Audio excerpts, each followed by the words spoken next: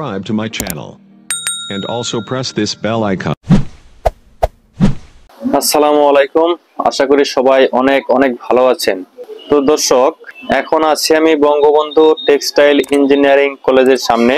এটি টাঙ্গাইল জেলার কালিহাতী উপজেলায় অবস্থিত।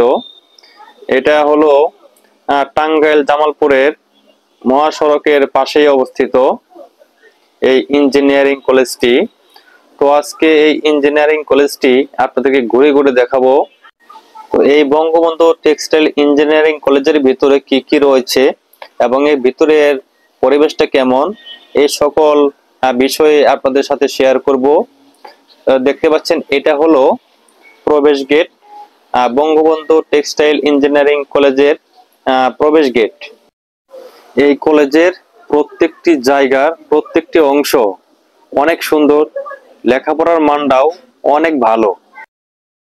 গেট দিয়ে প্রবেশ করার পর হাতের বাম পাশে যে ভবনটি দেখতে পাচ্ছেন, এটি হচ্ছে প্রশাসনিক ভবন।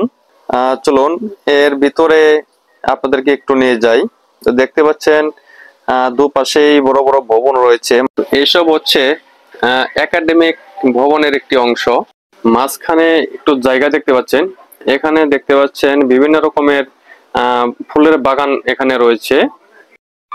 এই কলেজের প্রত্যেকটি অংশ, প্রত্যেকটা জায়গায় খুবই সুন্দর। তো এখানে আসলে আপনারা মুগ্ধ হয়ে যাবেন। তো অবশ্যই আপনারা এখানে আসতে পারেন, আপনারা এখানে ভর্তি হতে পারেন। এখানে একটি চার্ট দেখতে পাচ্ছেন, এখানে এই কলেজের শিক্ষক ও কর্মকর্তাদের নাম সহ ফোন নাম্বার দেওয়া আছে। আপনারা যে কোনো প্রয়োজনে তাদের সাথে কথা বলতে পারবেন। তো পাশে দেখতে পাচ্ছেন এখানে বিজয় ৭১, এটাও বেশ সুন্দর। এটি স্বাধীনতার স্মৃতিস্বরূপ এটি স্থাপন করা হয়েছে। একাডেমিক ভবনের পাশেই এটি হচ্ছে মুক্ত মঞ্চ।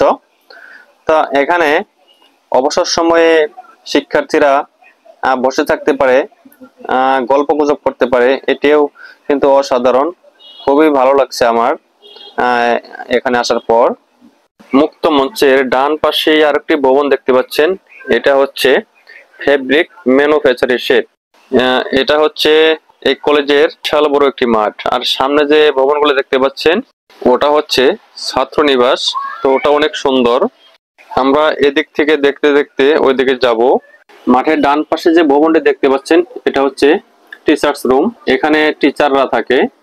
আমি আপনাদেরকে এই কলেজের প্রত্যেকটা অংশ দেখানোর চেষ্টা করব। টিচার্স রুমের বাম পাশে যে ভবনটি দেখতে পাচ্ছেন এটি হচ্ছে বঙ্গবন্ধু ইঞ্জিনিয়ারিং কলেজের শিক্ষার্থীদের প্র্যাকটিক্যাল ক্লাস নেওয়ার জন্য একটি শেড। এটা হচ্ছে জুট স্পিনিং শেড। দেখতে পাচ্ছেন এখানে শিক্ষার্থীদের প্র্যাকটিক্যাল ক্লাসগুলো নেওয়া হয়।